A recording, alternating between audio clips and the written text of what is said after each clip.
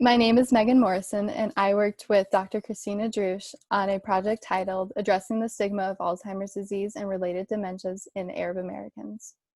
Arab Americans are citizens or residents of the U.S. of Arab birth or descent. They are of many religious faiths and can come from 22 countries spanning North Africa and West Asia. We define stigma as an attribute that is deeply discrediting.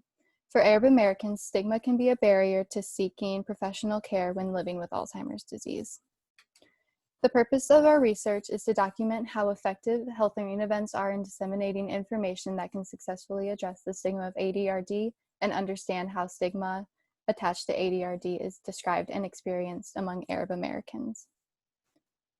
I analyzed 282 evaluation surveys collected at health learning events where information about Alzheimer's disease is presented to Arab American communities. Participants were asked to rate how much they agreed with several statements on a scale of 1 to 5, 1 being strongly disagree and 5 being strongly agree. We conducted analysis of variance to identify gender and age patterns. For the purpose of this presentation, I will only be focusing on the statement, I feel more comfortable talking to people about Alzheimer's disease and related dementias. The first interesting observation we made is that males in the age group 46 to 60 years old and 75 and older had the highest percentage of strongly agreeing with the statement at 67%. Another interesting observation we made is that the 61 to 74-year-old age group had the lowest percentages of strongly agreeing for males and females.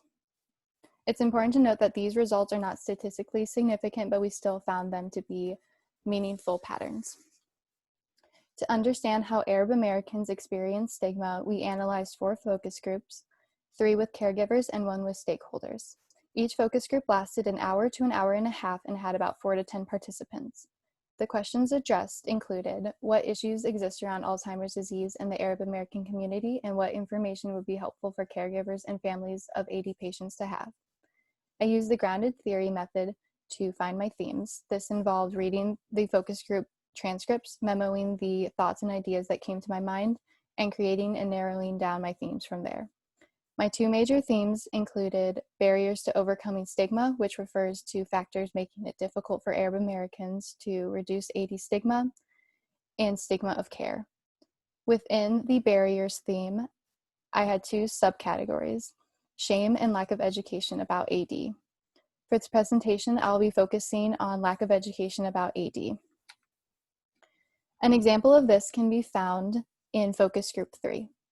Mona says, again, we have to start with the education part, raise the awareness, make a presentation at school, start with simple things.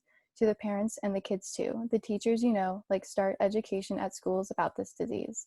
The kids are going to be aware, going to talk to their parents, it's a start. Zara says, to go off what you said about the schools, the social workers at schools, a lot of times it's grandparents raising their grandchildren, or taking care of them or dropping them off or things like that. And why not talk to the social workers and say, this is a really good resource. If you identify someone that needs this, just give them the handout or give them this phone number. But I think it's good to do schools. Nothing is like word of mouth.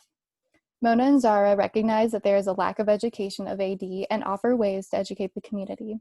Schools and word of mouth are brought up as ways to educate and spread information about Alzheimer's disease for all age groups. In conclusion, despite not having statistically significant results, we believe that the patterns in our data are still meaningful. Men 46 to 60 and 75 and older had the highest percentage of strongly agreeing with feeling comfortable talking about AD. For both males and females, we found the lowest percentages of strongly agreeing with feeling comfortable talking about AD in the 61 to 74-year-old age group. This indicates to us that health learning events could improve efforts to make participants feel more comfortable talking about AD. One experience that we identified that Arab Americans have with stigma is that there is a lack of education about Alzheimer's disease, making it something shameful because it's not known as a disease. With increased education, stigma of AD could be lowered. Thank you.